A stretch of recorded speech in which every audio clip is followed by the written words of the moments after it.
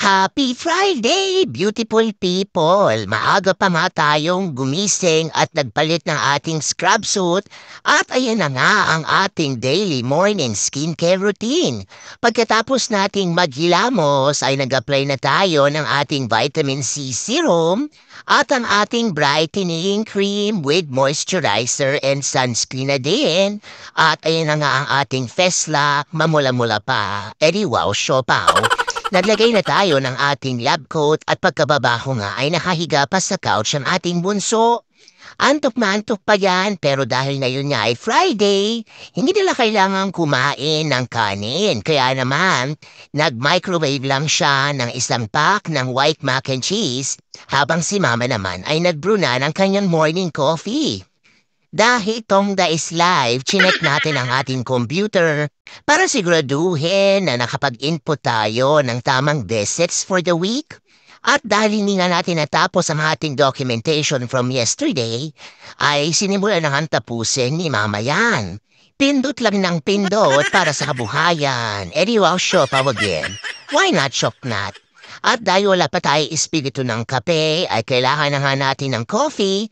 At kung nakita nyo nga yan, ay binigyan na naman tayo ni Bunso ng pangmalakasang hugs and kisses ngayong umaga. Ayan na nga at nakangiti na si Mama dahil tayo nga ay nakakuha na ng coffee. Dahil coffee is life. Tinatapos pa rin natin ang ating documentation at dahil nga busy ang ating darating na weekend, para sa swim meet ni Bunso.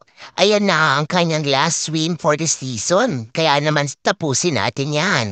Nagsimula na ngang kumain si JJ ng kanyang almusal at si ate naman ay kumain lang ng tinapay for breakfast. At tayo nga ay nabigo dahil pagdating ko sa bahay ni patient ay ayaw doon niyang magpa-therapy.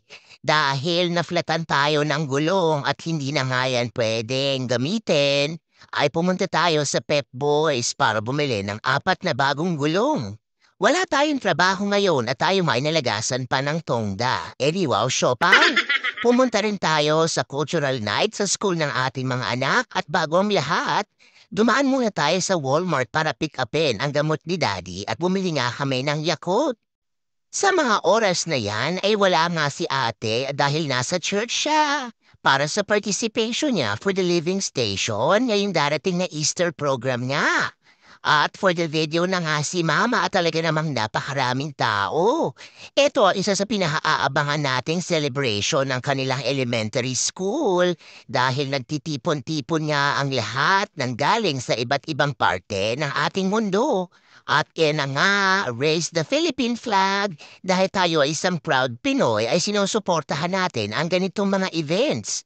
5 years din tayong nag-represent ng Philippines at dahil ngayon nga ay wala na tayong estudyante sa elementary, ay pupunta na lang tayo dito para makikain. Edi wow, siopaw. At napakasaya nga ng gabi na ito at natuwa rin tayong makakita ng ating mga kaibigan from elementary days. Yan lang muna for today's video. Thank you so much. Remember, every guessing is always a blessing. God bless everyone.